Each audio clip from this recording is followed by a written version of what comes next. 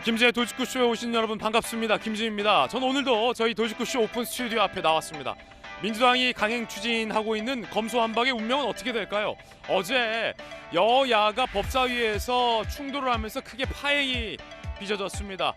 갈등의 원인은 최강욱 의원이 전주의 의원에게 적개라고 말한 것을 국민의힘이 문제 삼으며 사과하지 않으면 오늘 회의에도 불참하겠다 라고 이야기가 나온 겁니다. 당사자 전주의 의원 스튜디오에 모시고 상세한 이야기 나눠보겠습니다. 저는 비가 오나 눈이 오나 매일 아침 이곳에서 여러분을 기다리겠습니다. 김진의 도직구쇼 지금 라이브로 시작합니다. 잠깐만요.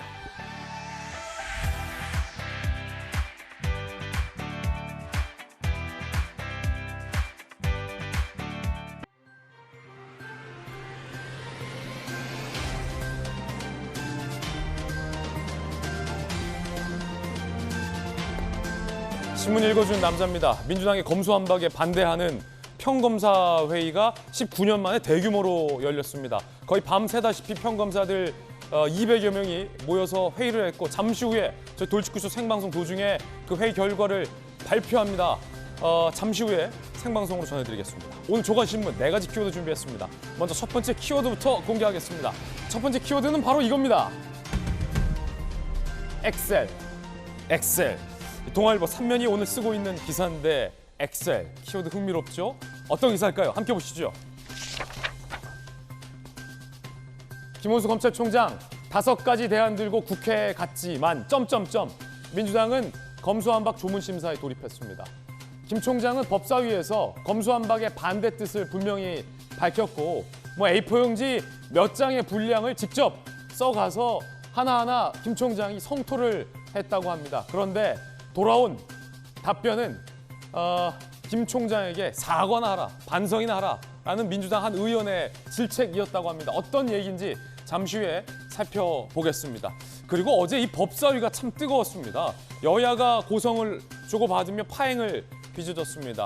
국민의힘에 따르면 최강욱 의원이 전주의 의원에게 적개라며 사체질 등등 행동을 보였다라는 겁니다. 잠시 후에 그 관련된 이야기 직접 들어보겠습니다. 두 번째 키워드도 공개하겠습니다. 두 번째 키워드는 바로 이겁니다. 제동. 한겨레 신문 6면의 기사입니다. 제동.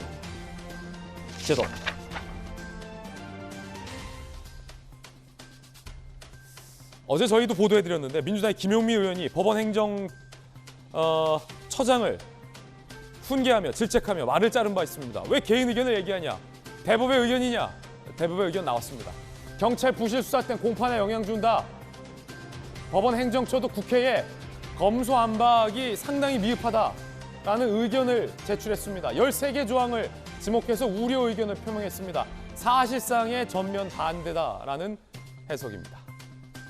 잠시 후에 그때의 그 발언 다시 한번 들어보겠습니다. 그리고 대법의 반대 의견도 상세히 살펴보겠습니다. 세 번째 키워드 살펴보시죠. 세 번째 키워드는 이겁니다. 기류. 한국일보 5면이 쓰고 있는 기류인데 어떤 기류일까요? 정호영 내정자와 관련된 기류. 부정의 팩트, 도덕성 포함, 정호영과 거리 두는 윤 당선인 신중 모드로 기류 변화가 감지된다는 겁니다. 국민의힘 내부에서조차 잦은 사퇴 촉구 이르자 40년직이 아니다 라는 어제 브리핑이 있었죠. 친구 찬스 아니다. 도덕성도 따져보겠다. 기류가 묘하게 변했습니다. 이어서 네 번째 키워드도 살펴보겠습니다. 네 번째 키워드는 바로 이겁니다. 배제. 중앙일보 6면이 쓰고 있는 기사입니다. 배제, 어떤 배제일까요? 지금 보시죠. 민주당 공관위가 칼을 빼들었습니다. 그냥 짧은 칼이 아니라 큰 칼을 빼들었습니다. 송영길, 박주민 썰었습니다. 서울시장 공천 배제 결정.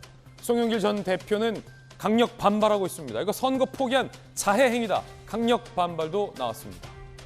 비대위는 박영선 전 장관을 전략공천할 기류도 감지되고 있다고 하는데 그렇게 된다면 오세훈 박영선 리턴 매치가 되는 셈입니다. 잠시 후 이야기 나눠보죠. 지금까지 신문 읽어준 남자였습니다.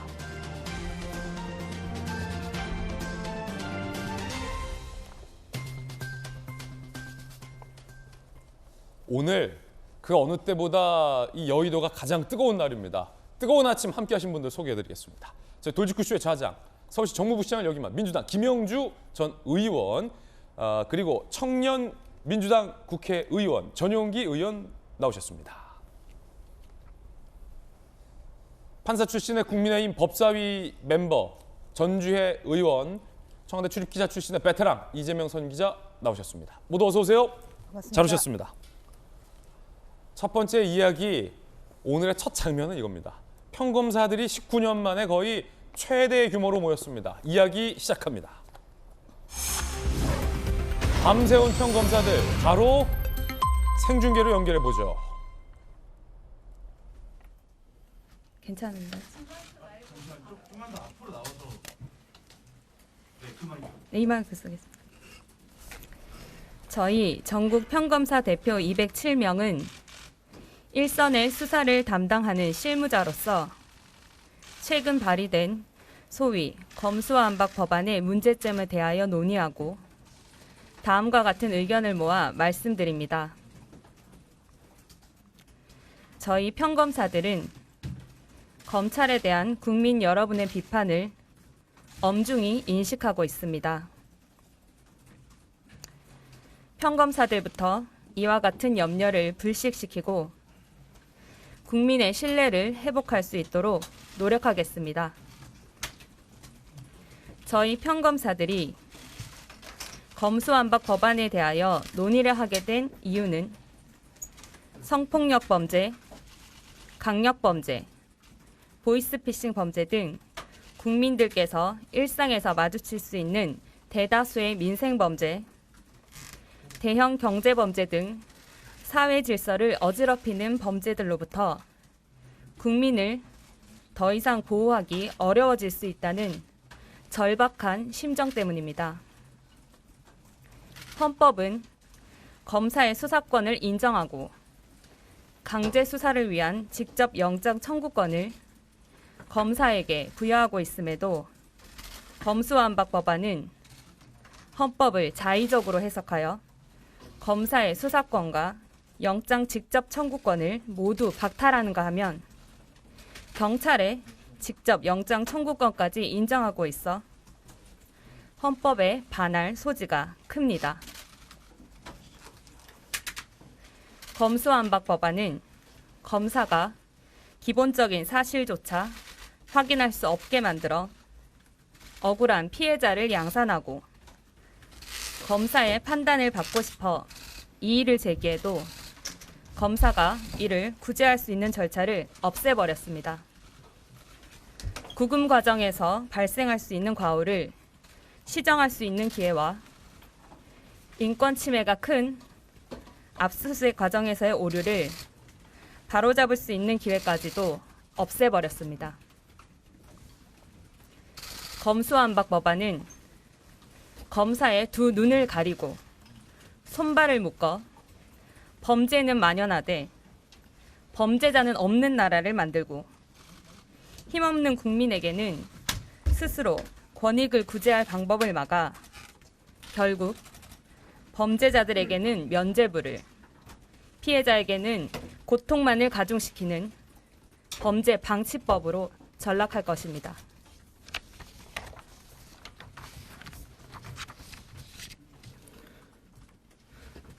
또한 검수완박 법안이 글로벌 스탠다드라고 하며 선진국들이 기소와 수사를 분리하고 있다는 주장이 있으나 이는 사실과 다릅니다.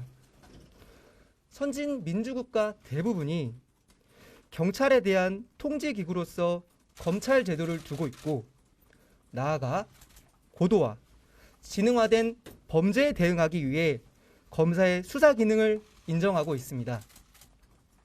검수완박 법안에 대해 그간 검찰의 비판적이었던 법조계, 학계, 시민단체 등에서조차 사법체계의 대혼란과 부패범죄 대응력 약화를 이유로 한 목소리로 반대하고 있습니다.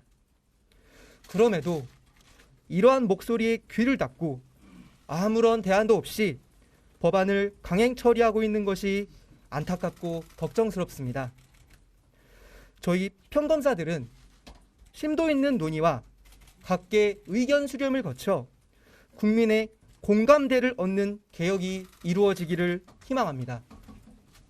나아가 저희 평검사들은 수사의 공정성과 중립성을 확보하기 위한 자체적인 노력을 지속하겠습니다. 국민들께서 중대범죄 수사 과정에 참여하실 수 있는 외부적 통제장치, 평검사 대표들이 정례적으로 논의하는 내부적 견제장치인 평검사 대표회의 등 검찰의 공정성과 중립성을 담보할 수 있는 여러 제도의 도입에 평검사들이 주체가 되겠습니다. 저희들은 검찰 본연의 임무에 최선을 다하고 국민을 위한 검찰로 거듭나겠습니다. 2022년 4월 20일 전국 평검사 대표회의.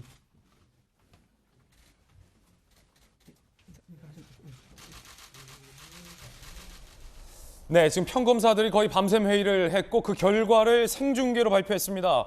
흥미로운 표현이 나왔군요. 검수완박은 범죄 방지법이다.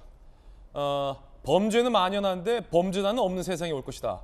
라고 평검사들은 목소리를 모아서 민주당이 강행 추진하고 있는 검수완박법에 대해서 정면으로 강하게 비판을 했습니다. 범죄 방지법이라는 겁니다. 이로써 정의당, 국민의힘 할 것 없이 민변과 참여연대와 또 법원 그리고 검찰총장부터 평검사까지 모두 법조계에서 검수완박법에 대한 강한 반대 내지는 우려의 목소리를 펴고 있는 상황입니다. 어제 김호수 검찰총장이 법사위에 출석을 했습니다.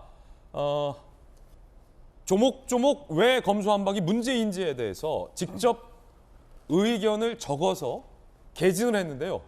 김호수 총장에게 돌아온 건 면박과 질타였다라고 합니다. 그 장면 보시죠.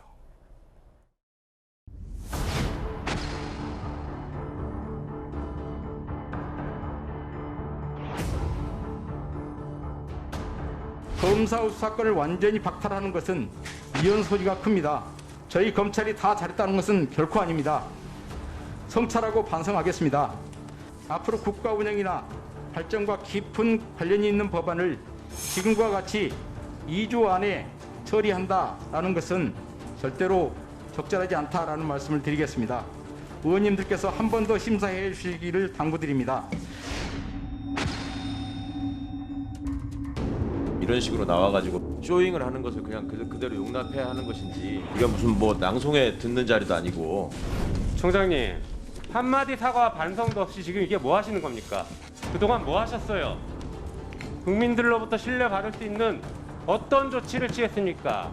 한동훈 검사 핸드폰, 휴대폰 비밀번호도 못 풀어서 무혐의 처분했고, 도이치모터스 주가 조작 사건 제대로 수사도 못했고, 도대체 뭘 한 겁니까? 그런데 이제 와서 이익을 지키기 위해서 지금 나와서 말씀하시는 거 말고 도대체 뭐가 있습니까? 도대체 국민들을 왜 여기다 끌어들이고 검찰이 언제부터 국민을 걱정했다고 그럽니까? 법이라는 거 아닙니까? 오로지 검찰의 이익을 위해서 지금 나오신 거 아닙니까?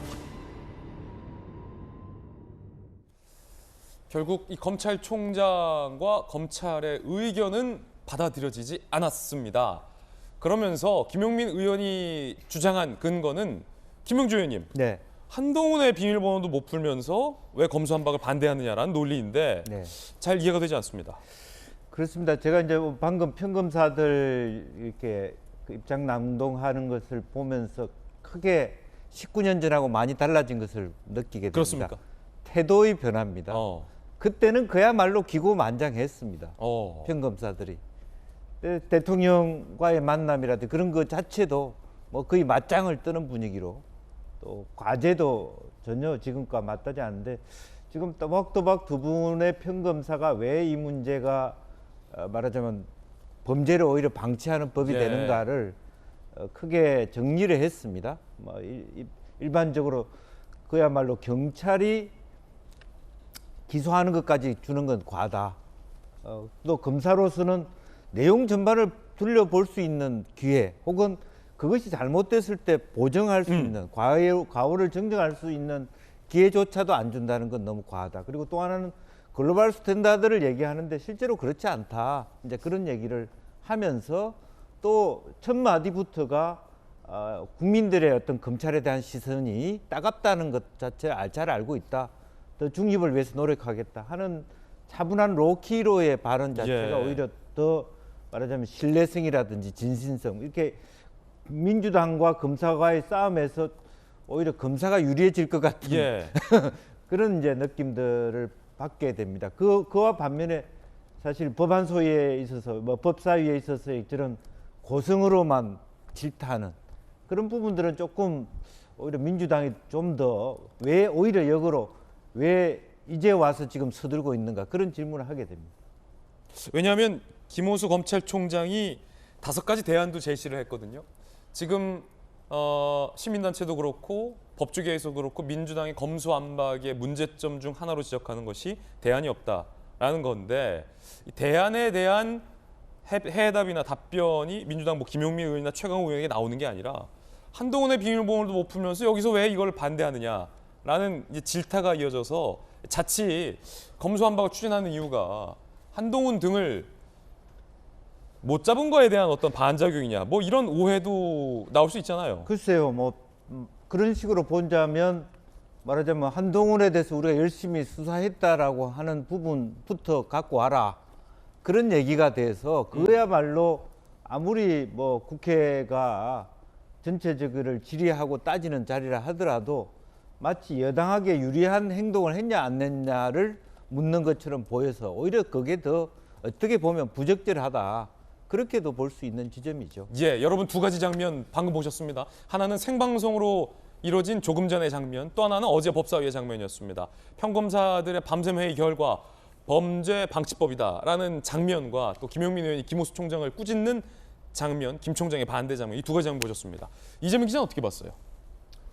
일단 가장 중요한 게 김용민 의원의 발언. 이제 김용민 의원이 2가지 지적하지 않습니까? 검찰총장이 그야말로 오로지 검찰의 이익으로 나온 거 아니냐면서 2가지를 얘기합니다. 첫 번째가 한동훈 검사자 핸드폰도 풀지 못하면서 비밀번호도 풀지 못하면서고 두 번째가 도이치모터스 사건 수사도 제대로 못하면서 이 2가지를 들어서 과연 검찰이 수사권을 남겨달라고 얘기하는 건 염치가 없는 거다 이렇게 주장을 합니다. 예. 첫 번째, 한동훈 검사장의 휴대폰 비밀번호 못 풀었다. 못 풀었죠. 그래서 결국은 무혐의 처분을 했는데 자, 검찰이 지금 기소권을 독점하고 있습니다. 그것에 대한 제어 장치가 문재인 정부에서 만든 게 바로 수사심의위원회입니다. 외부 전문가들 참여하는 수사심의위원회를 통해서 과연 기소를 할지 말지를 외부 전문가들 의견을 듣겠다. 그렇게 만든 겁니다. 현 정부에서 한동훈 검사장을 두고 수사심의위원회에서 수사를 종결해라, 중단해라, 그리고 불기소해라 이렇게 권고를 합니다.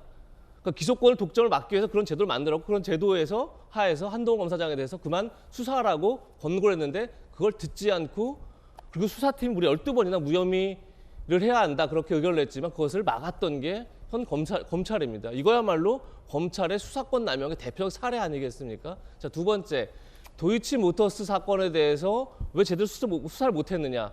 뭐 제가 볼 때도 김건희 여사가 관여됐는지 안 됐는지 왜 검찰이 정리하지 못하는지 지적할 수 있습니다. 그런데 이게 얼마나 흥미로웠냐면 2013년도에 경찰이 예. 무혐의로 내사 종결한 사건을 검찰이 다시 수사해서 권원수 도이치모터 회장을 기소했던 사건입니다. 아, 오히려 이건 그런데 경찰이 무혐의한 걸 검찰이 수사한 거다. 그렇죠. 근데 검찰이 기소한 거를 검찰이 수사력이 없으니까 무혐의 종결 처리한 경찰에 넘기겠다. 이게 논리적으로 성립이 되는 얘기입니까? 그러니까 예를 들더라도 좀 국민이 설득할 수 있는 예를 들어야 되는데 한동훈 검사장 사건은 제가 볼 때 수사권 남용의 대표적 사건이고 도이치모터 사건은 경찰이 못한 걸 검찰이 그나마 뭐 미완인지 모르겠으나 예. 한 사건입니다. 이걸 어떻게 설명할 수 있습니까? 그러니까 이게 2가지 예로 든 사건이 가장 대표적인 이 검수완박과 반대되는 사건인데 그 2가지 사건을 딱 근거로 들었다, 질타했다라는 게 아이러니하다라는 베테랑 기자의 날카로운 지적이었습니다. 어제 김호수 검찰총장이 5가지 제안까지 제시했다고 합니다. 그 내용도 한번 살펴보시죠. 표적 과잉 수사 통제할 특별법, 수사심의위 결정 따르도록 해서 기소독점 견제한다, 공정성 논란에 대한 국회 현안 질의 도입, 국회 검사 탄핵 소추 강화, 전관예우 처벌 강화 등 근절 노력. 그러니까 나름 김호수 총장이 사표를 냈다가 철회하고 뭐 대통령을 만나고 핸드폰 껐다가 다시 켜고 출근 안 했다가 했다고 하면서 백방으로 뛰고 있는 겁니다. 우리 검찰이 이렇게 바뀌겠다라며 5가지 대안을 제시했지만 뭐 전혀 받아들여지지 어제 안 한 상황입니다. 김용민 의원 얘기 나와서 말인데 이 장면 있습니다. 법원 행정처의 차장이 검수완박에 대한 우려를 표명하자 김용민 의원이 발언을 끊고 왜 개인 의견을 여기서 얘기하느냐라고 질타했던 장면이죠. 그런데 결국 이 대법원도 사실상의 우려 의견을 냈습니다. 먼저 그 장면부터 다시 보시죠. 검사의 권한을 거의 경찰로 지금 대처를 하고 있어서 이런 입법례는 저는 못 본 것 같습니다. 형사 절차를 굉장히 많이 지금 근본적으로 바꾸는 그런 내용이기 때문에 이거는 좀 각계의 의견을 잘 수렴을 해보고 좀 면밀하게 검토할 그런 필요성이 있다고 생각합니다. 네.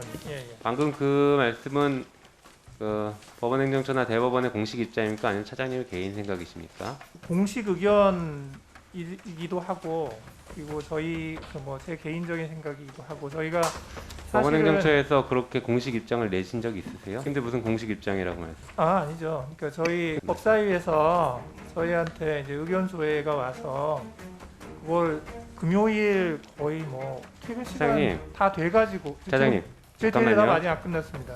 차장님, 지금 뭐 하시는 겁니까? 제가 지금 질의를 하고 있잖아요. 제 질의를 들으시고 말씀을 하셔야지 국회에서 논의하는 게 무모하고 우스워 보이는 건 아니시죠? 국회가 우습냐? 왜 질의를 끊고 개인 의견을 이야기하느냐라는 게 김용민 의원의 지적이었습니다. 그런데 대법원이 검수완박은 위헌의 소지가 있다라며 사실상 김용민 의원이 바랬던 입장을 냈습니다.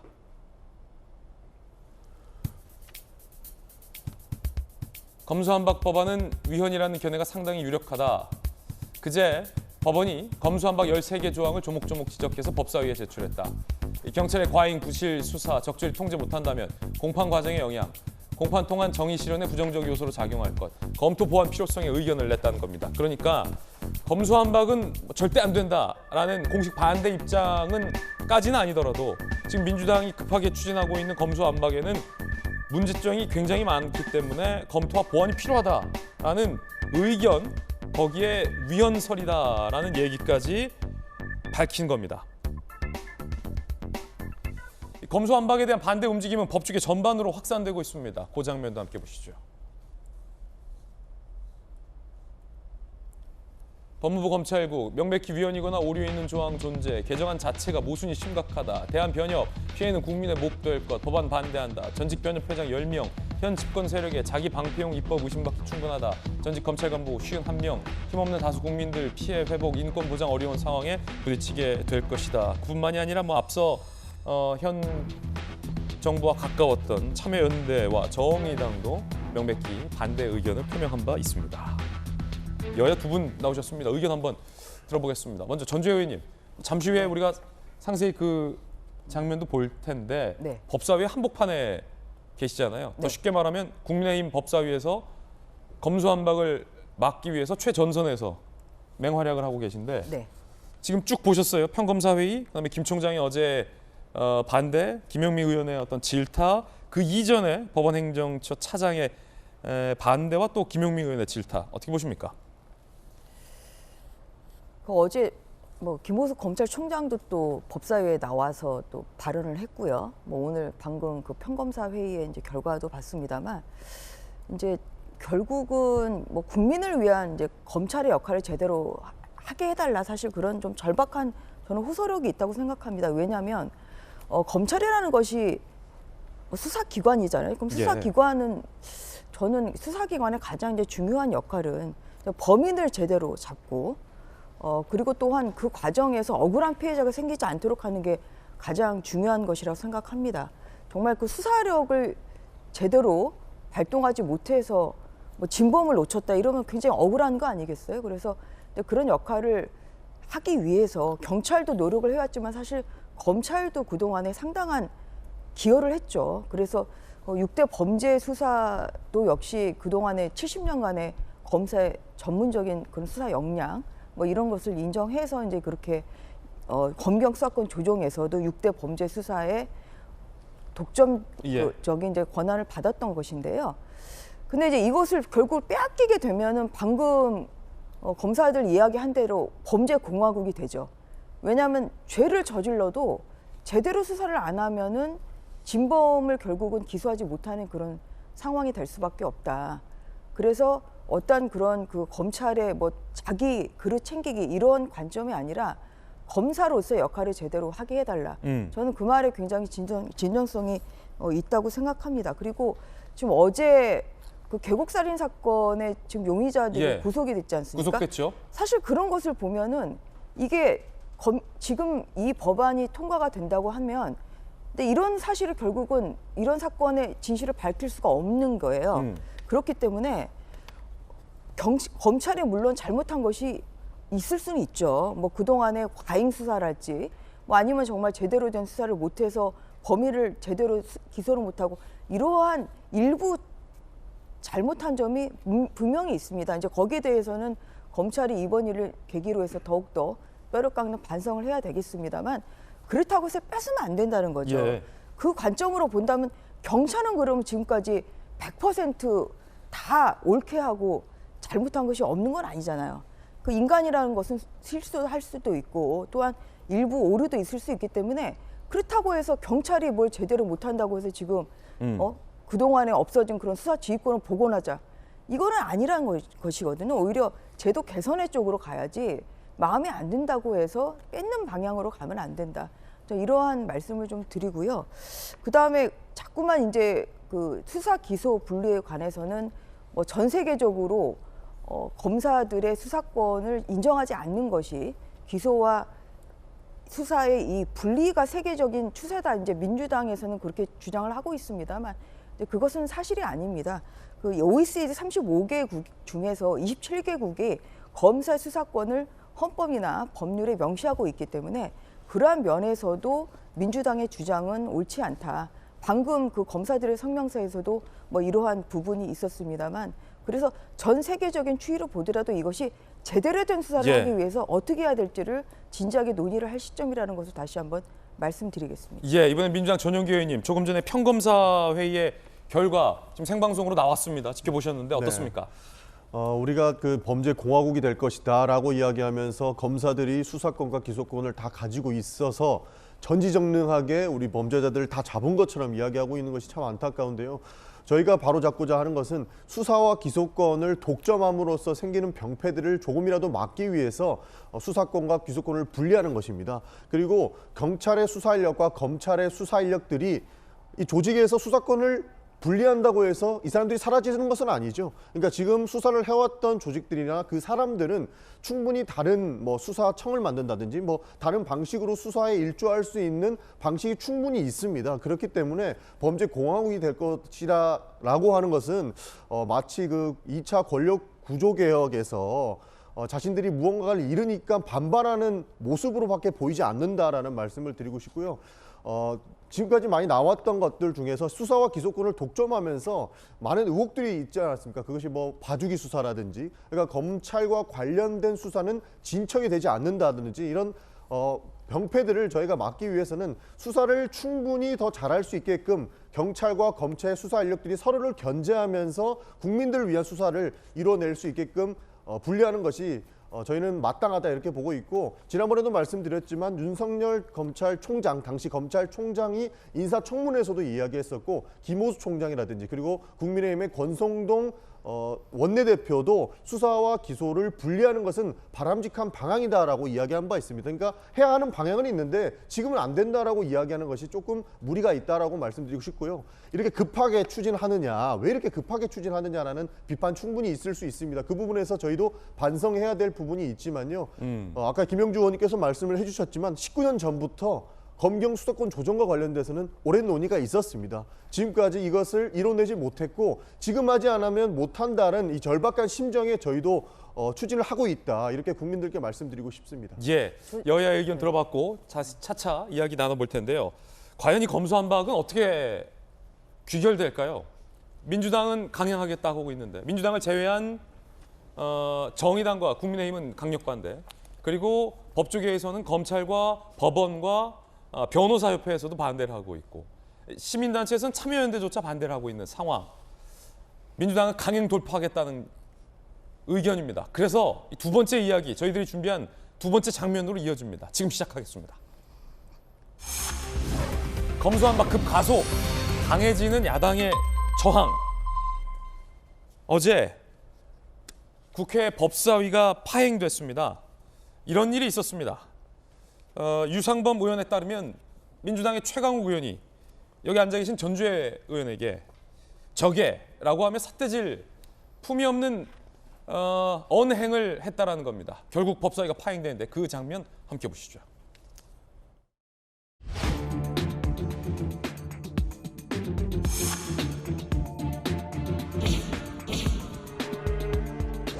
최강욱 의원께서 전주혜 의원에게 적애라는 비속적인 표현을 쓰면서 저희 위원회의 품격을 떨어뜨렸습니다. 최강욱 의원이 공개적으로 사과를 하지 않는다면 내일 회의에는 참석할 수 없다는 입장을 명확히 밝혔고, 공개 사과가 없다면 저희는 국민의힘 차원에서 일일이 제소까지 적극 검토하겠습니다. 그 어떤 맥락에서 적애라는 말이 나옵니까? 다소 최강욱 의원이 굉장히 오래 질문을 하면서 조금 이제 질문을 좀 멈춰달라 이런 상황이었습니다. 그런데 이제 그 상황이 상당히 기분이 나빴는지 삿대질도 계속하고 그러는 과정에서 적애라는 표현을 썼습니다. 아까 그 적반하장이란 말도 들리던데 좀 심하게. 네, 좀 더 심한 말이 제 입으로 말씀드리긴 어렵네요. 차마 입으로 말하기 어려운 정도의 심한 비속적인 언행이 있었다라는 게 유상범 의원의 어제 회의 이후 기자들에 대한 브리핑 내용이었습니다. 당사자가 오늘 스튜디오에 나오셨습니다. 전주혜 의원님. 네. 뭐 법조계 연차로 보더라도 전주혜 의원이 선배고, 네. 뭐 물론 뭐 동료 의원일 텐데 네. 어떻게 상황이 어땠습니까? 적애 이렇게 했습니까? 아니면 뭐 더 심한 말을 유상범 의원이 있다는데 어떤 상황이었습니까? 무슨 말을 최강욱 의원에게 들으셨습니까? 뭐 유상범 의원님이 말씀하시는데 그대로고요. 뭐 그 또 법사위가 또 어제는 뭐 그 이제 중계가 안 되는 상황에서 제가 뭐 있었던 내용을 소상히 또 이렇게 언론에 나와서 얘기하는 것 자체는 좀 부적절한 것 같습니다. 왜냐하면 최강욱 의원은 사실이 아니다라고 지금 반박하고 있거든요. 전주혜 의원과 유상범 의원의 주장이 전혀 사실이 아니다라고 반박하고 있기 때문에 여쭤보는 겁니다. 네. 뭐 적애라면서 이제 저를 지칭한 건 맞죠. 뭐 최강욱 의원이 이제 그것이 말을 이어가는 과정에서 적애라는 말을 이제 했다 이렇게 백브리핑하는 걸 저도 봤습니다만, 저를 이제 지칭하면서 저를 가리키면서 적애라는 말을 했기 때문에 삿대질 했습니까? 뭐 아무튼 여러 가지 사실 그 적애라는 말 이외에도 여러 가지 사실 동료 의원에게서는 하지 말아야 할 좀 부적절한 언행이 좀 저한테 어제 유독 좀 많이 있었던 상황이었습니다. 어떤 상황에서 어떤 맥락에서 그런 부적절한 행동이 있었습니까? 삿대질이랄지 뭐 반말이랄지 이제 이런 것이 좀 많이 좀 이어져 왔는데 뭐 그런 것을 일일이 좀 말씀드리는 것은 좀 조심스럽고요. 그래서 전반적으로는 제가 또 최강욱 의원의 대학교 1년 선배입니다. 아, 그렇군요. 예, 이제 그런 상황에서 뭐 서로 뭐 여야 의원들끼리 의견이 다를 수는 분명히 있죠. 이제 그렇다고 하더라도 이제 서로 좀 지켜야 될 선이 있는 것이고, 그래도 상대를 최대한 이제 존중을 해야 되는 것인데, 어제 이제 그런 상황이 일어난 것에 대해서는 저도 좀 크게 유감이라는 좀 말씀을 드리고요. 그리고 뭐 좀 국민의힘으로서는 또 이것이 좀 사과가 이루어지지 않으면 이제 오늘 이루어질 좀 법사위에 참석은 좀 어렵지 않냐, 좀 그런 좀 상황이라 일단은 좀 민주당의 좀 진지한 이러한 좀 자세가 좀 필요하다, 저는 그런 말씀을 드리겠습니다. 근데 뭐 다른 것보다 이제 이렇게 촉발된 가장 큰 이유는 어제 이제 행정처 차장이 말씀하신 것 중에 이 검수완박법이 위헌의 여지가 있다. 이제 이러한 말을 했어요. 그 헌법재판소 이제 결정을 근거로 들면서 이제 그런 이제 말을 그러한 이제 법원의 의견을 밝힌 것에 대해서 이제 민주당 쪽에서 발끈하면서 또 강하게 또 법원 행정처를 좀 질책을 하고. 조금 전에 김용민 의원의 발언 장면 봤죠? 김용민 의원뿐만 아니라 이제 어제 이제 그 민주당의 또 최강욱 의원도 있었고. 예, 그렇게 좀 이 위헌이라고 밝힌 부분에 대해서 아무래도 이제 위헌이라고 하면 검수완박법의 명분이 정말 없어지는 거 아니겠습니까? 그런데 중립적인 좀 법원조차 위헌성의 요지가 있다. 예. 그리고 관련해서 이제 나왔던 헌법재판소 결정은 이제 검사가 결국 수사권의 주체라는 그런 내용이 포함되어 있는 거거든요. 그 헌법재판소의 결정이 검찰이 수사권을 가지고 있다. 이제 그렇게 판시가 되어 있어서 이제 그 부분에 대해서 민주당으로서는 이게 뭐 예. 받아들이기 좀 어려운 그런 답변이었겠지만 그러면 결국 뭐 이제 예, 저게나 거기에- 삿대질 같은 예. 나온 맥락은 김용민 의원이 뭐 최강욱 의원이 법원 행정처 차장의 발언을 내서 불쾌한 반응을 그러니까 나온 그 맥락과 관련해서 최강욱 의원 이제 그 발언, 예, 그 예. 법원행정처의 의견에 대해서 좀 본인이 이제 좀 반대 입장이나 또 그 부분에 대한 그 법원행정처에 대한 강한 질책을 하는 과정에서 예. 일단 촉발이 됐다는 말씀을 드리고요. 그렇군요. 그래서 저희는 그 이 이제 검수완박법이 예. 결국은 굉장히 위헌성의 위헌의 법이다. 그다음에 국민을 지키는 것이 아니라 오히려 범죄자를 양산하는 법이다. 사실 그런 것 때문에 이 법이 절대로 네. 통과돼서는 안 된다. 이제 이러한 입장을 다시 한번 밝히는 것이고요. 어제 오후 장면인데 네. 사과를 하지 않으면 오늘 법안 뭐 소위 참여 안 하겠다. 혹시 시간이 꽤 지났잖아요. 또 학교 1년 선배기도 하신데 뭐 현재까지 말씀이 조심스러우실 수밖에 없는 것도 네. 충분히 이해되고 나온 바로는 모욕적인 언행, 삿대질과 저게 플러스 알파가 좀 있었던 것 같은데 네. 최강욱 의원에게 사과를 받으셨습니까? 그간의 시간 동안? 뭐 9시 32분 아직까지 인데요. 뭐 연락 온 건 없습니다. 사과 못 받으셨다. 네. 네. 자, 여기서 최강욱 의원의 반박 또 준비되어 있는데 한번 들어보겠습니다. 적의 동료 의원에게 무슨 태도냐 이런 언급을 지금 해서 모욕적인 상황을 견디란 말이냐 그렇게 얘기하는 과정에 적애라는 표현을 썼다고 유상범 의원이 저에게 동료 의원에게 적애라고 지적을 했다라는 또 억지를 쓰기 시작한 겁니다. 이런 식의 노골적으로 의사진행을 방해하고 심의를 지연시키려고 하는 태도 이런 부분에 대해서는 매우 유감으로 생각하고 최강욱 의원의 주장은 전주의 의원을 가리켜서 적애라고 표현한 게 아니라 아니 적의 동료 의원에 대한 무슨 태도냐라는 지칭 대명사였다라는 반박입니다. 유상범 의원과 전주의 의원의 주장이 저는 사실이 아니다라는 정면 반박인데 어떻게 보십니까? 최강욱 의원의 반박에 대해서.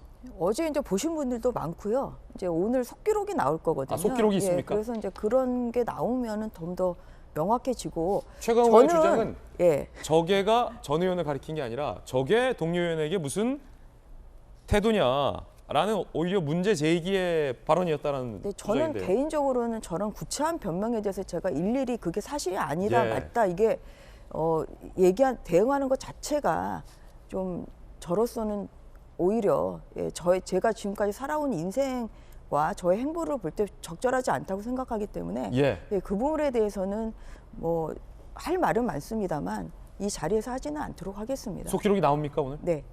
이재명 기자 어떻게 보십니까?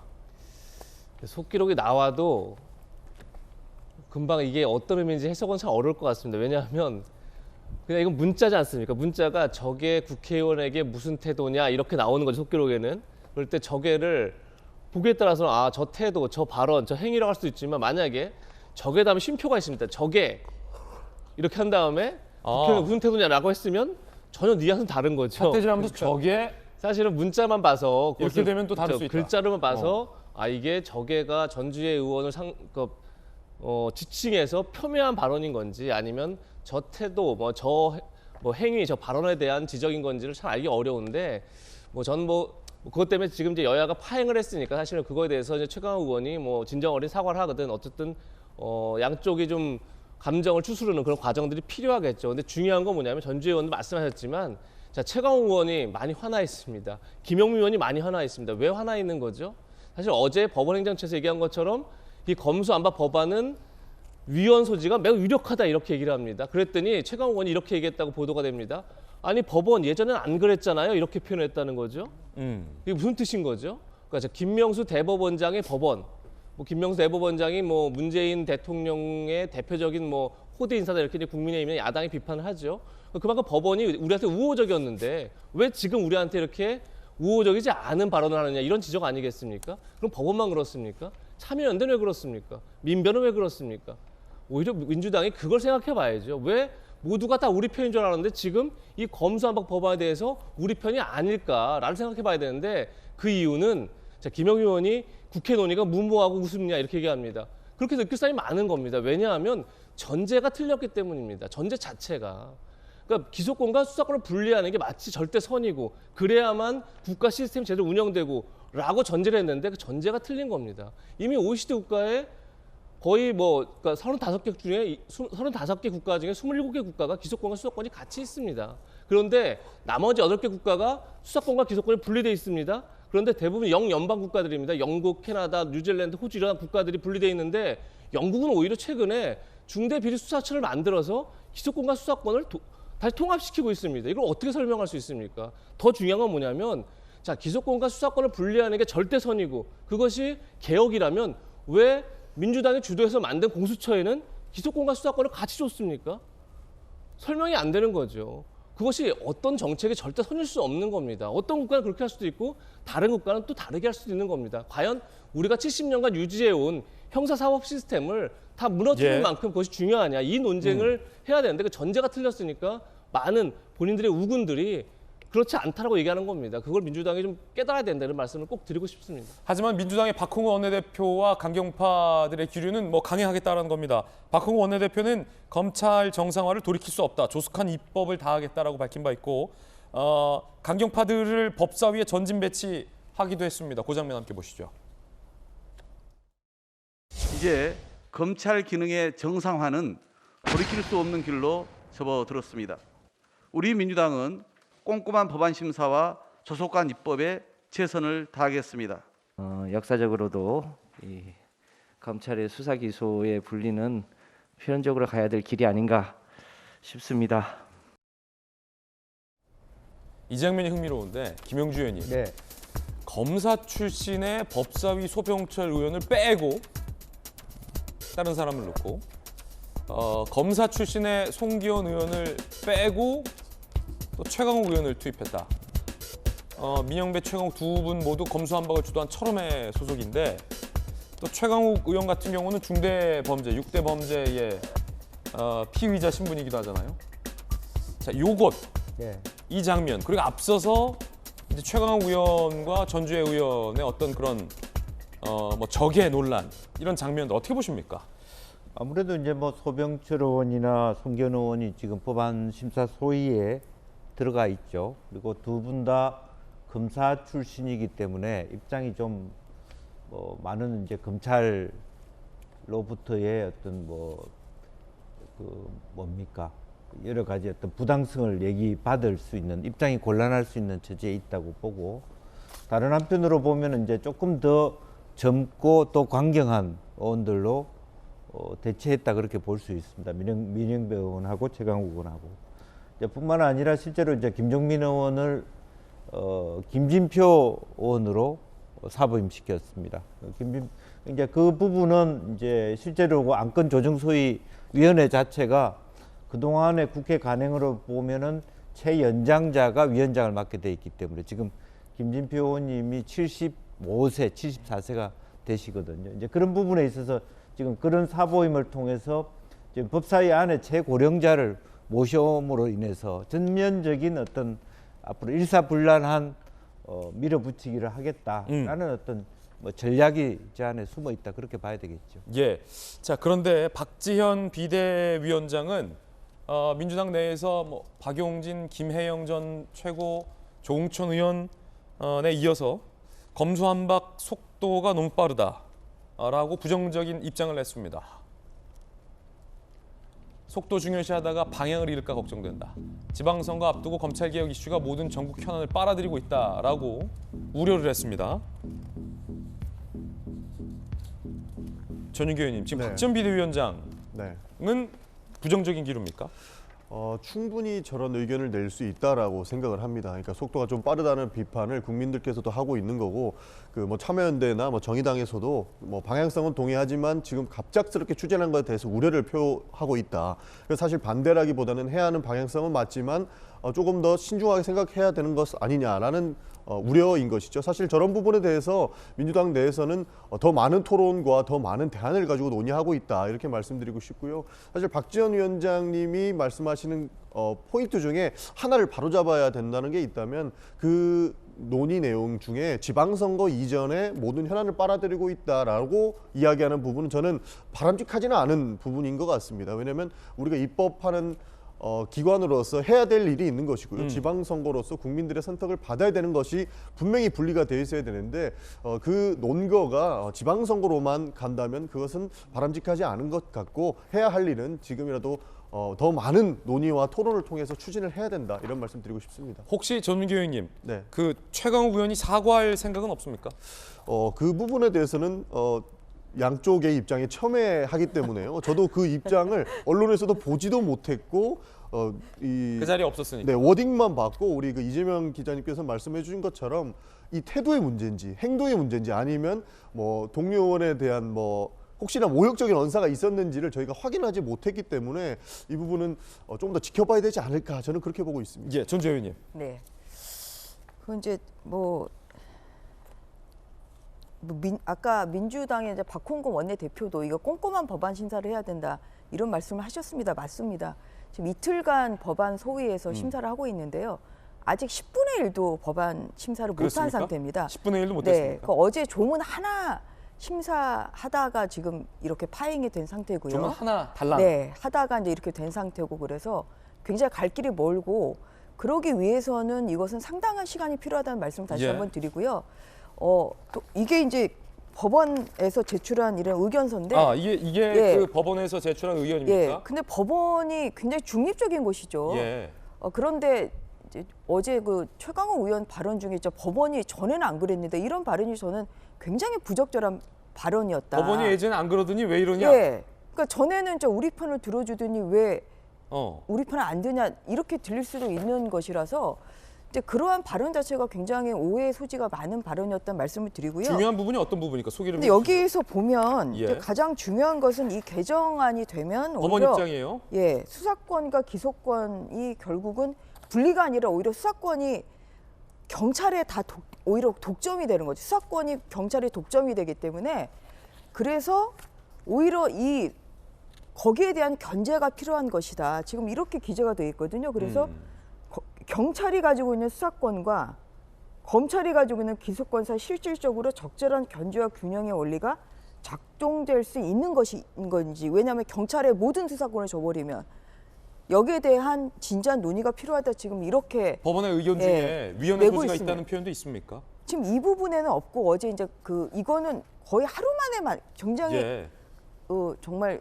밤을 새서 만든 이 법안 이 의견서라 여기에는 포함이 되어 있지는 않습니다만, 이것은 개개 그 법조문에 대해서 13개의 법조문에 대해서 다 어떠한 신중 검토나 아니면 보완 검토가 필요하다, 이제 이런 의견이었고요. 그래서 이제 법원도 그렇고, 어제 또 변협도 의견서를 냈는데, 변협도 이 법안도 반대하지만 다 목소리를 내는 것은, 이것은 사회 여러 각도의 이야기를 경청을 해야 된다. 그래서 법원에서 법안 심사만 하는 것이 필요한 거 아니라 공청회도 열고 각계의 목소리도 들어서 이 법안이 정말 필요한 법인지에 대해서 진지한 검토를 해야 된다. 지금 이야기를 모든 사회 각층에서 다 하고 있습니다. 그래서 이 부분에 대해서 민주당이 귀 기울여 주시고, 국민의힘도 적극적으로 이 법안의 논의에 대해서는 심사에 응할 테니까, 속성으로 어떻게 날짜를 정해서 4월 중에 처리하겠다, 이렇게 군사작전 하듯이 그렇게 엄포를 하시지 말고, 정말 사회 여러 각도의 사회적 공감대를 형성한 상태에서 이 법안은 꼭 논의가 돼야 된다, 이런 말씀을 꼭 드리고 싶습니다. 인수위에서 이 검수완박과 관련돼서 강한 비판 목소리를 냈습니다. 위헌적 법안, 입법 쿠데타다, 이런 표현도 나왔습니다. 검수완박법은 사법부조차 처음 들어봤다고 말할 정도의 위헌적 법안으로 정당성도 정합성도 없을 뿐만 아니라 민주주의에 대한 중대한 위협입니다. 검수완박은 입법권의 사유화이자 입법 쿠데타라는 비판을 면하기 어려울 것입니다. 여기서 이제 선배급 의원의 지혜가 좀 필요합니다. 김용주 의원님, 네. 어떻게 되리라 보십니까? 워낙 민주당은 강경해요. 지금 보셨다시피. 그리고 강경파들 전진 배치했고 민주당을 뺀 대다수에서는 뭐 다 지금 반대를 하고 있고 인수위조차 강하게 비판을 하고 있습니다. 뭐 국민 여론도 좋지 않고요. 어떻게 되리라 보십니까? 상당히 그 예상치 못한 두 개의 변수가 생겼습니다. 그래요? 첫 번째는 권은희 의원인데요. 예. 제명을 결의했습니다만 경찰 출신으로서 사실은 아직은 국민의힘과 국민의당 합당 속에 있습니다만은 실제로 보면 검수완박법을 찬성할 가능성이 굉장히 높다. 권은희 의원이? 예. 이제 그랬을 때 이제 권성동 원내대표가 어떻게 그걸 컨트롤할 거냐 하는 건데 또 하나의 변수는 예? 어렵사리 민주당이 사보임을 통해서 사실 안건 조정 소위에서 무소속인 양양자 의원을 배치했습니다. 이 양양자 의원이 만약에 지금 현재 동수인데요. 3대 예. 3인데 무소속의 경우에는 3대 2대 1로 해서 그 3분의 2 이상의 동의를 얻으면 수기 기간을 안 가질 수 있거든요. 만약 양양자 의원이 지금 이제 여러 가지 연락 두절된 상태입니다만은 만약에 실제적으로 드러난 것처럼 이번 검수완박 법안이 마땅치 않다. 예. 자기의 어떤 모든 국회의원으로 양심을 가지고 반대한다면 뭐 3대 3의 경우가 되어버리는 거죠. 사보임을 불구하고. 그러면은 강행 처리가 불가능해진다. 수기 기간을 더 많이 가져야 되는 부분이 생길 수 있습니다. 그래서 또 하나는 이제 마지막 부분은 국회의장님의 어떤 미국 캐나다 방문인데 그것 또한 가실지 안 가실지 아직 결정이 거의 안 나는 거의 보류로 가는. 박병수 의장이 거의 네. 뭐 취소 쪽으로 지금 마음을 정한 것 같아요. 근데 실제로 그것이 과연 이게 어느 쪽으로 기우는 것인지에 대한 부분도 의장의 아직까지 속내. 적절히 않습니다. 그런데 단순히 그 김상희 부의장한테 넘기고 가는 것이 아니고 오히려 맡아서 끝까지 조정안을 가져와라라고 합의하라고 했을 때 이 일이 어떻게 될지 상당히 민주당으로서도 난감한 입장에 처할 가능성도 높아졌다 그렇게 봅니다. 역시 그 뭐랄까 선배급의 어떤 의원의 어떤 포인트 세 가지 변수 권은희 양양자 국회의장 요거에 따라서 강행 처리가 물리적으로 불가능해질 수도 있다라는 상당히 흥미로운 포인트까지 짚어봤습니다. 자 이번엔 뜨거운 소식 세 가지 저희가 모아봤습니다. 함께 보시죠. 오늘 핫쌈 첫 번째 한동훈 법무부 장관 내정자 민주당에서는 한동훈 내정자는 안 된다 강력 반대하고 있는 상황. 그 가운데 김종인 전 비대위원장이 한동훈 카드는 참 잘한 인사다라고 얘기를 했습니다. 들어보시죠. 4번씩이나 좌천 인사를 받고 거기에서 그래도 좌절하지 않고 꿋꿋이 남은 그런 것을 봤을 경우에는 법무장관으로서 임무를 수행하는데 뭐 별 큰 문제가 없을 사람이라고 생각을 해요. 그래도 조금 신선한 맛이라도 있는 사람이 한동훈이라고 생각을 해요. 저 사람이 대통령이라고 그래서 무조건 맹종을 하는 그런 스타일은 아니지 않나. 천하람 변호사 날라왔습니다. 아유, 안녕하십니까. 김종인 전 비대위원장이 한동훈 인사에서 잘한 인사다. 근데 막판에 이제 김종인 비대위원장까지 윤석열 당선인이 싹 해체시키면서 뭔가 좀 삐걱대는 거 아니었냐라는 거였는데 의외의 지금 평가요? 그런 거 보면 이제 김종인 위원장께서도 연륜이 있고 그러다 보시니까 그렇죠. 뭔가 이런 사감이나 이런 건 금방금방 털어버리시고 또 객관적인 평가를 해주시는 것 같습니다. 뭐 김종인 위원장 말씀 들어보셨듯이 능력에 있어서는 뭐 예전에 조국 전 장관 수사하기 전에는 민주당에서도 극찬을 했었죠. 한동훈 후보자에 대해서. 그러니까 능력에 대해서 얘기할 건 없고 저는 김종인 위원장께서 주목한 포인트가 굉장히 재미있는 것이 쓴소리. 네, 쓴소리를 할 수 있는 사람이다. 또 특히나 윤석열 당선인이 자기가 잘 모르는 믿지 않는 사람이 와서 쓴소리하면 들으시겠습니까? 근데 한동훈 후보자 같은 경우는 윤석열 당선인이 믿고 신뢰하는 사람이기 때문에 그만큼 쓴소리를 했을 때 윤석열 당선인도 잘 받아들이시고 그걸 국정에 잘 반영하시지 않겠느냐라는 점에서 저도 김종인 위원장께서 아주 잘 보셨다 그렇게 평가가 됩니다. 그렇죠. 그러면은 다른 뭐 장관이 와서는 쓴소리 할까 말까 좀 주저주저할 수 있는데 한동훈 법무부 장관은 뭐 워낙 신뢰 기간도 길고 인연도 기니까 문 따고 들어가서 아니, 대통령 이럴 거예요? 아니 그리고 뭐 할수 까짓 있다.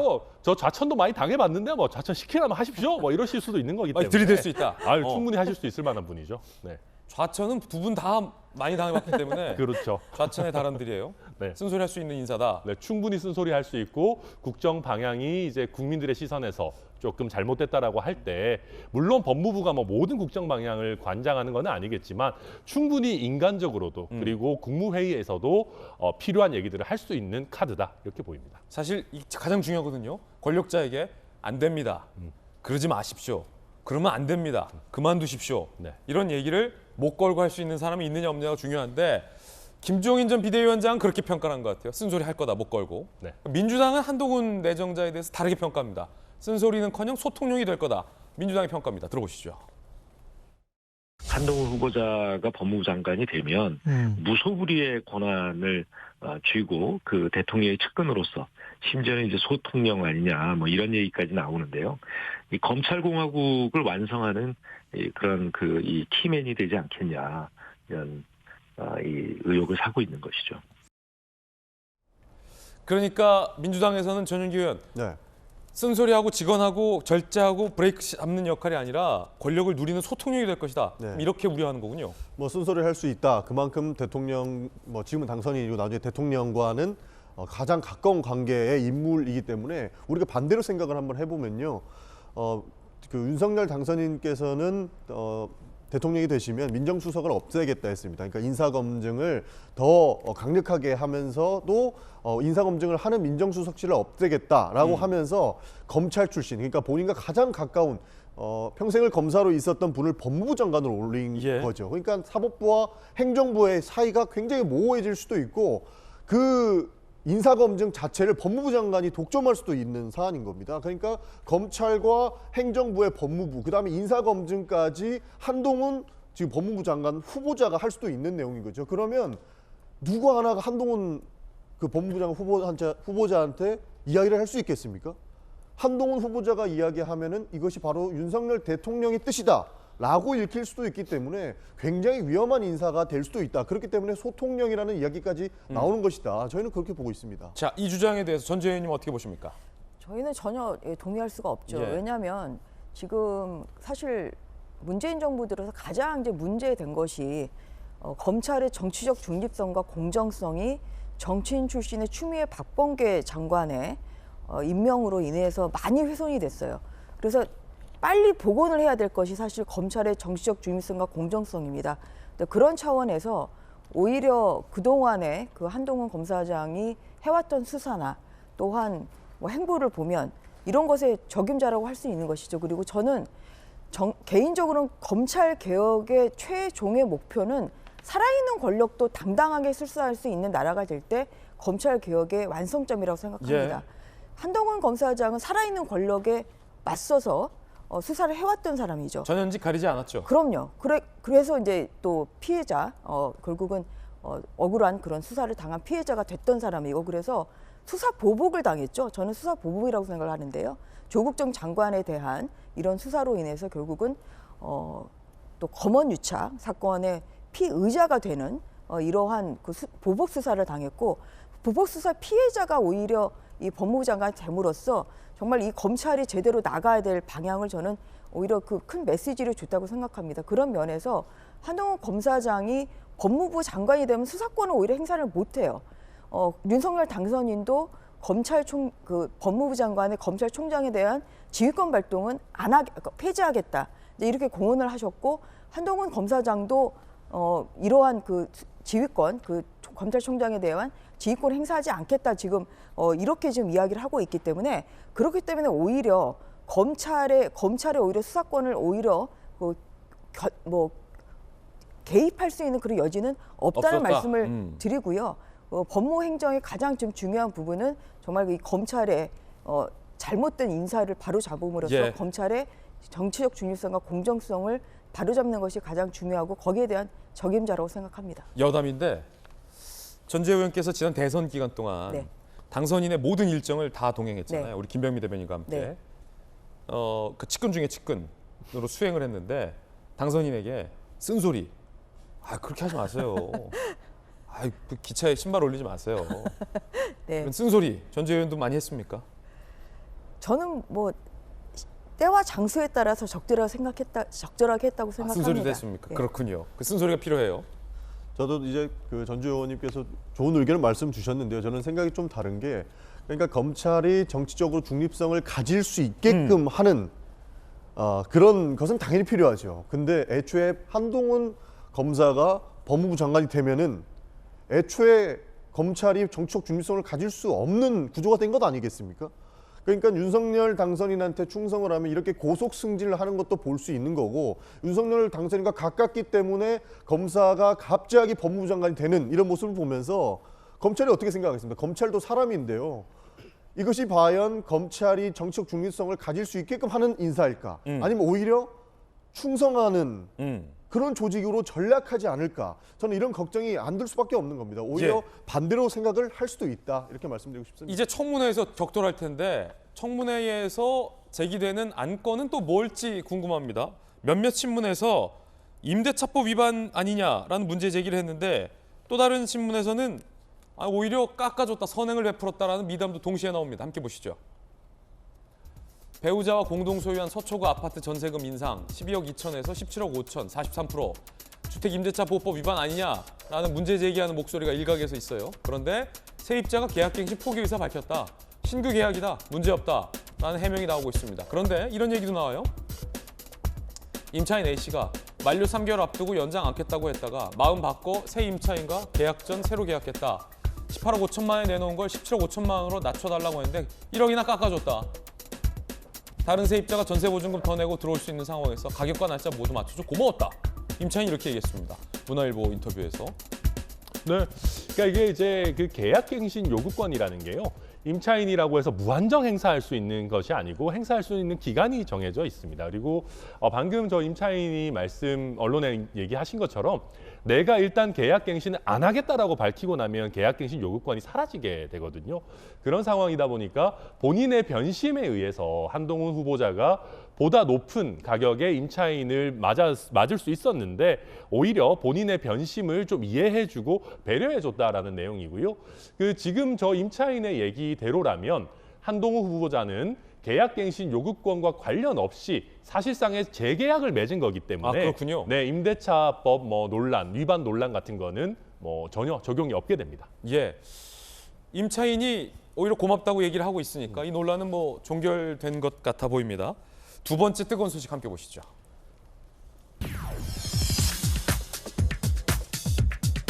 정호영 장관 내정자를 두고 논란이 커지고 있습니다. 뭔가 당선인을 둘러싼 기류도 조금 변하고 있는 것 같고요. 민주당의 이야기 들어보시죠. 경찰은 즉각 수사에 착수해서 한치의 의혹도 남기지 않도록 철저하고 신속하게 조사해야 할 것입니다. 금방 들통날 거짓말을 아무렇지 않게 주장하는 모습을 보며 정호영 후보자의 아들의 병역, 사급 판정에 대한 의혹 제기는 합리적으로 생각이 됩니다. 의대 편입합에 특혜가 있었던 거 아니냐, 아빠 찬스 있었던 거 아니냐, 병역 비리 있는 거 아니냐 문제 제기입니다. 내정자는 전혀 문제가 아니다라고 강하게 반박하고 있습니다. 저는 자녀들의 문제에 있어 단 한 건도 불법이거나 도덕적으로 부당한 행위를 한 적이 없습니다.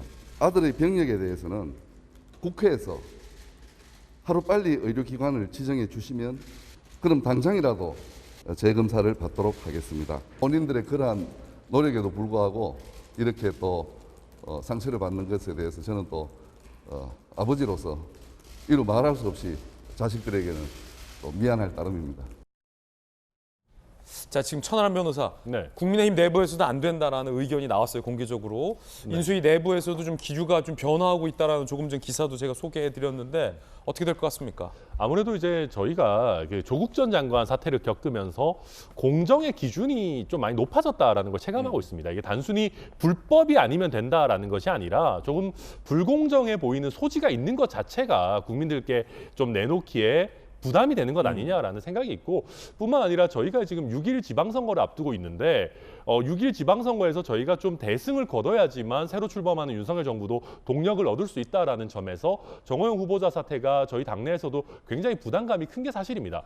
그런데 또 한편으로는 후보자 본인이 저렇게까지 부당한 게 전혀 없다고 하고 있고, 또 인수위에서도 나름대로 뭐 저희 당내에 있는 일반적인 인사들보다는 많은 정보를 갖고 있을 거기 때문에 저도 뭐 사퇴하라 마라 이게 단정적으로 얘기할 수는 없지만 당에 몸담고 있는 상황으로서 이런 논란이 길어지는 것 자체가 굉장히 부담스러운 것은 사실입니다. 또 하나의 질문은 인수위에서 검증을 안 한 거냐. 왜냐하면 이런 문제가 나왔을 때 후보자 당사자에게 해명을 맡기는 것도 뭐 좋은 권한이겠으나 검증을 한 주체로서 이 의혹은 사실이 아니고 이 의혹은 사실이다. 뭐 이런 게 있어야 될 거 아닙니까? 검증 제대로 한 거 맞습니까? 그러니까 저는 그 부분이 조금 아쉬운 대목인데요. 지금 이제 후보자께서 언론에 얘기하신 바에 의하면 정호영 후보자의 인선을 발표하기 거의 하루 이틀 전 정도에 검증 동의서를 제출했고, 그러다 보면 뭐 기껏해야 하루 이틀 정도에 대해서만 검증이 있었던 걸로 지금 언론에는 알려져 있는데, 그렇다고 하면 이게 아무래도 검증이라는 게 완벽하게 이루어지기는 좀 쉽지 않았던 것이 아니냐. 그래서 지금이라도 검증팀이 분명히 검증을 하고 있을 텐데 추가적으로 발견된 사실에 대해서 적절한 시점에 국민들께 공개하는 것도 저는 좋다고 봅니다. 천안함의 돌직구. 네. 세 번째 뜨거운 소식 정체 공개하겠습니다. 함께 보시죠. 이은혜 조연수가 구속됐습니다. 영장심사 법정안에 들어가는 두 사람 묵묵부답이었습니다. 함께 보시죠. 계획적 살인 인정하십니까? 고인과 유가족들에게 미안하지 않으세요? 결국 법원은 이 둘을 구속해야 한다라는 입장을 냈습니다. 구속됐습니다. 계곡살인 사건 발생 2년 10개월 만에 피의자 이은혜 조연수 구속. 살인, 살인미수, 보험사기 방지특별법 위반 미수 혐의. 인천지방법원 혐의가 소명되고 도주할 우려가 크다라고 이야기를 했습니다. 자, 피해자 윤 씨 유가족, 동생 먼저 보내고 온 가족이 너무 비참한 생활하고 있다. 이은혜의 여러 범행을 나중에 알고 힘들어하는 상황이다. 라고 피해자 측 안타까움을 이야기하기도 했습니다. 전해주기도 했습니다. 결국 법원은 살인, 살인미수 등등의 혐의 소명이 어느 정도 된다 이렇게 판단한 건가요? 판사 출신의 전 의원님? 네, 지금 영장 이제 세 가지 사유가 있는데요. 이제 뭐 이제 범죄 혐의, 그러니까 소명도 있고 그다음에 주거가 일정하거나, 그러니까 도망이나 아니면 증거 인멸에 또 그 염려, 뭐 이런 여러 가지 걸 이제 감안해서 좀 하고 있는데요.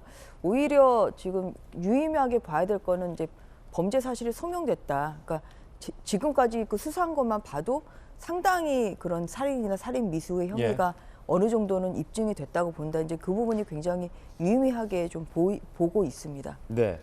그렇다면은 여러 가지 뭐 의혹이 많았어요. 천 변호사님, 결혼을 몇 번 했다.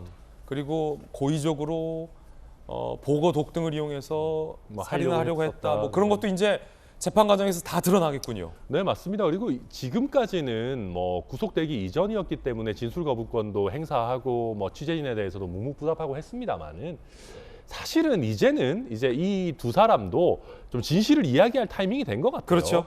그래야지만 최소한의 본인들의 양형에 있어서도 정상 참작이 될 여지가 있기 때문에 저는 유족들을 봐서라도 저 두 사람이 묵묵부답은 이제 좀 그만하고 실제 있었던 사실관계를 좀 드러내주는 것이 유족과 우리 국민들에 대한 예의다. 그리고 그게 본인들에게도 좋을 거다. 제가 변호사로서 말씀드리고 싶습니다. 네.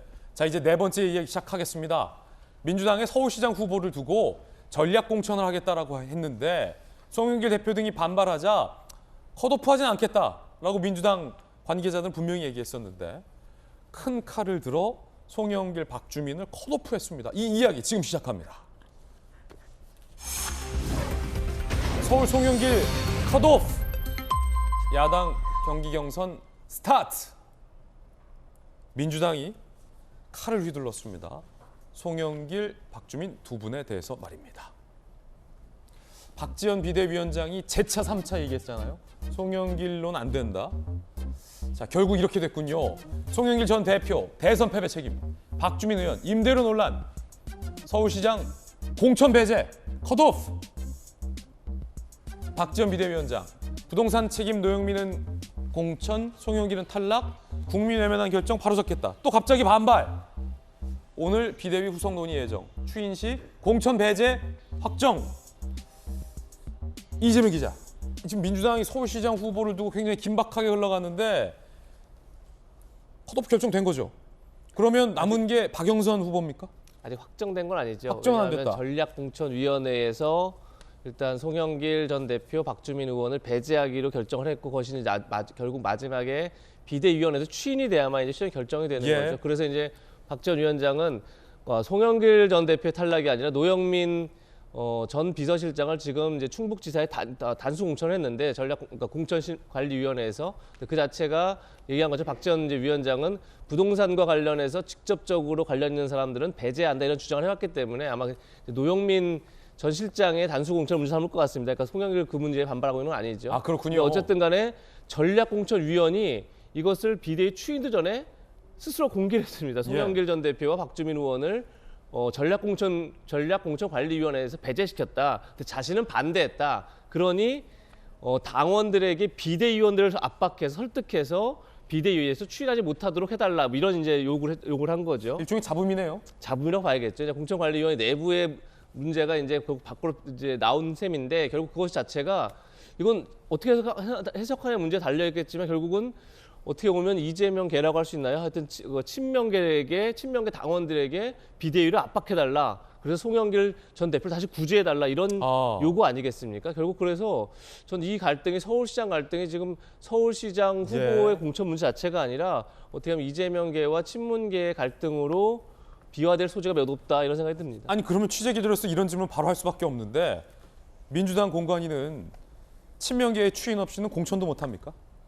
그러니까 추인 없이 공천을 못한다 이런 개념이 아니라 결국은 아무래도 민주당이 글쎄요 강성 당원들의 입김이 굉장히 이제 강하게 작용을 많이 해왔던 것들을 과거에 많이 봤던 것 저희가요. 뭐 무공천했다가 이제 공천하기도 하고 여러 가지 이제 공천 관련해서 당원들의 입김이 굉장히 셌었는데 결국 이번에도 이제 결국은 당원들의 입김을 내달라고 오히려 이제 공천관리위원회가 얘기한 거 아니겠습니까? 공천관리위원이 얘기한 거 아니겠습니까? 그렇게 되면 이제 비대위 입장에서도 만약에 송영길 전 대표 쪽의 당원들로부터 강한 압박을 받으면 사실 굉장히 고심을 할 수밖에 없는 그런 상황이 되겠죠. 아니 그럼 뒤집혀진다 해도 컷오프를 결정했다가 결국 당원들의 강한 압박, 친이계의 강한 압박에 의해서 자기의 결과도 될 수도. 당시 4.7 재보궐 당시 제가 개표 방송했는데 서울 전구 모두 다 오세훈 시장이 압승을 했었죠. 이게 대안이 될 수 있을까라는 얘기가 이것이 과연 대안이 될 수 있을까? 천하람 변호사 어떻게 봅니까? 그때 재보선 당시 기억하죠? 아유 뭐 너무 좋았죠 저희 입장에서는. 그리고 실제로 저도 이제 국민의힘 공천관리위원회 하고 있는데 표정을 좀 숨길 줄 알아야 돼요. 지지난주 정도에 이제 오세훈 시장도 저희 광역단체장 후보 중에 한 분으로서 공천 면접을 했습니다. 그렇죠. 면접할 때도 뭐 그 이상 편안할 수 없는 그런 상황이었어요. 편안하게 면접했습니까? 네, 너무 면접 보는 사람 한 사람 다 편안했었고. 근데 저는 여기서 지금 이제 박영선 카드를 꺼내는 방법론이 민주당 입장에서 굉장히 아쉽다. 예. 저는 전용기 의원님 평가에 굉장히 동의하는 것이요. 전략공천위원회라면 송영길 후보를 컷오프하겠다라는 발표가 아니라 차라리 깔끔하게 박영선을 전략공천하겠다라는 발표를 했었어야 됩니다. 아 부정적인 게 아니라 긍정적인 발표를 했어야 그렇죠. 돼요. 그래야지만 이게 전략공천으로서 우리가 박영선 후보를 다시 한번 우리 당의 대표로서 올리겠다라고 하는 긍정적 메시지 그리고 재신임을 하겠다. 지난번이랑은 다르다. 이런 긍정적인 메시지가 나오는데 그러니까 이 사람도 안 되고 저 사람도 없으니 사람 없으니까 네가 나가. 이게 되면 안 된다. 그렇죠. 왜냐하면 송영길 후보도 민주당의 굉장히 큰 자산인데 그렇죠. 그것도 굉장히 깎아먹고 지금 박영선 후보도 지금 등장하더라도 앵커께서 말씀하신 것처럼 필승 카드다 이게 아니라 뭐 어쩔 수 없으니까 남은 사람 중에 누구 하나 올려야지 이렇게 보이거든요 국민들께. 그런 면에서 저는 이 전략공천위원회가 함으로 이런 여러 가지 과정을 거침으로써 오세훈 후보의 승률이 오히려 높아지고 있는 상황이다. 저는 그렇게 봅니다. 예, 그 가운데 이광재 의원이 원주 의원이죠. 강원지사의 출마가 임박했다라는 관측도 나옵니다. 이 강원도도 뜨거워졌어요. 왜냐하면 김진태와 황상무 두 분이 공천 갈등을 겪었잖아요. 국민의힘에서. 자, 바로 대진표가 이광재 출마. 그러면 원주 국회의원을 띄고 가는 거죠. 그렇죠. 예, 보궐이 되는 거예요. 원주가. 현재 당내 강원지사 후보 지원 빵. 이광재 의원에게 강원지사 후보 출마 권유. 굉장히 강력한 카드입니다. 이광재 강원지사를 해봤기 때문에 굉장히 강력한 카드를 민주당이 강원 카드로 검토하고 있는 것 같아요. 이광재 의원도 긍정적인 반응이에요. 최대한 빠른 시일 내에 입장 정리한다. 강원도민에게 은혜 갚겠다. 이건 거의 뭐 나가겠다라는 의사로 보인다는 해석도 많습니다. 그렇게 되면 강원지사 선거도 뜨거워져요. 황상무, 김진태 두 사람 중 국민의힘 입장에서는 공천 갈등을 겪고 누가 최종 후보로 나올 것이냐. 만약에 이광재 의원이 나온다면 이광재와 붙어서 누가 이길 것이냐. 그리고 재보궐이 발생하는 원주 지역 국회의원 소중한 한석은 누가 승리하게 될 것이냐. 뭐 굉장히 대진표들이 지금 많아질 것 같아요. 이재명 기자. 지금 강원도지사도 복잡해져가고 있죠. 근데 조금 전에 우리 천하람 변호사 말씀하신 것처럼 공천 신호는 굉장히 긍정적인 시그널을 줘야 되는 거죠. 근데 사실 지금 국민의힘 공천도 마찬가지로 황상무 전 KBS 기자를 앵커를 단수 공천했다가 갑자기 또 김진태 의원을 경선을 붙입니다. 이유가 뭐죠? 아무도 얘기 안 했지만 사실 모두가 아는 거죠. 결국은 본선 경쟁력이 약하다고 판단한 거 아니겠습니까? 그런 사인을 사실 준 거죠. 공천관리위원회에서 국민은 마찬가지로. 그런 점에서 결국은 지금 이게 지금까지 국민의힘의 최상의 신화는 이거 아니겠습니까? 대선에서 이긴 지역 전부 다 이기고 경기도까지 이기는 것. 그 힘을 바탕으로 그 지방선거의 압승을 바탕으로 윤석열 정부의 국정 동력을 만드는 건데 사실 경기도는 뭐 그렇다 치더라도 서울시는 이제 뭐 오세훈 시장이 많이 앞선다 치더라도 강원도라든지 그다음에 뭐 충청도에 충북, 충남, 대전 다 만만치 않은 선거입니다. 제가 이거 만만치 않아요. 이렇게 되면 민주당이 다 갖고 있었던 데였고. 설령 경기도에서 국민의힘이 이기더라도 만약에 강원도랑 충청을 다 졌다. 이러면 누가 이겼다고 얘기할 수 있는 거죠. 그러니까 그렇게 되면 상당히 윤석열 정부가 시작하면서도 사실 힘을 빠질 수밖에 없는 그런 국면이 될 수 있는 거죠. 그런 점에서 아까 얘기했던 긍정적 신호 굉장히 중요합니다. 그래서 국민의힘도 어떻게 이 공천 관리를 하는지 굉장히 중요할 거고 물론 거기에 맞서서 민주당도 당연히 필승 카드로 이제 대응을 하겠죠. 그런 점에서 지방선거 예측이 좀 쉽지 않다 이런 말씀을 드리고 싶습니다. 자, 강원도지사 후보로 굉장히 강력한 카드를 민주당이 검토하고 있다. 출마가 임박했다라는 내용이고 김진태 의원이 사과하자 진정성이 있다며 다시 전략공천을 물은 국민의힘. 그러자 애초에 전략공천을 받았던 황상무 후보가 반발했습니다. 일종의 정치적인 그 쇼인데 그걸 통해서 관심을 끄는 것. 그것을 정치력으로 볼 수도 있을 거예요. 그러나 시장 후보들 지지율이 현재 1등에서부터 1, 2, 3등까지 달리던 후보들을 전부 다 지금 공관위에서 배제를 시켜버렸어요. 그러면 이 세 분이 다 가서 그럼 단식 농성을 하면 이 또 결정을 번복을 합니까? 그리고 과연 그 사과의 진정성이 있는 거에 대해서 단식하면 다 이제 저 물러줄 거예요? 아니, 그러면 안 되죠. 원칙이 있어야 되지 않겠습니까? 예. 그런데 뭐 이유가 있어서 또 공천관리위원회에서 또 재심 결정을 좀 했다고 생각을 하고 있고요. 뭐 경선을 통해서 저희도 경쟁력이 있는 후보가 나가서 네. 강원도에서 또 승리하는 것이 가장 큰 목표 아닌가 생각합니다. 국민의힘은 경기지사 경선에 이제 오늘부터 돌입을 한다는 소식도 들어와 있습니다. 뜨거운 경선이 되겠군요. 김은혜, 유승민, 김은혜. 자, 오늘과 내일이군요. 선출 경선이 시작됩니다. 책임당원 투표 50%, 국민 여론조사 50%, 합쳐서 100%, 50대 50. 오는 22일입니다. 바로 후보 확정이 됩니다. 속전속결. 과연 김은혜, 유승민, 김은혜 둘 중에 누가 웃게 될까요? 김은혜 의원, 여론조사에서 조금 밀리더라도 당원 투표에서 앞서겠다. 유승민 전 의원, 대선 때 본선 승리 생각에 윤에게 조직표 쏠려 당원들 무조건 김은혜에게 표 주지 않을 것이다. 만만치 않은 경선이 시작됐습니다. 누가 이길까요? 6초 광고 후에 돌아오겠습니다. 오늘 저희들이 준비한 소식 모두 다 전해드렸습니다. 저희들은 내일 아침 8시 50분에 또 뜨거운 소식 들고 인사드리겠습니다. 오늘 하루는 분명 어제보다 나을 겁니다. 좋은 하루 되십시오. 고맙습니다.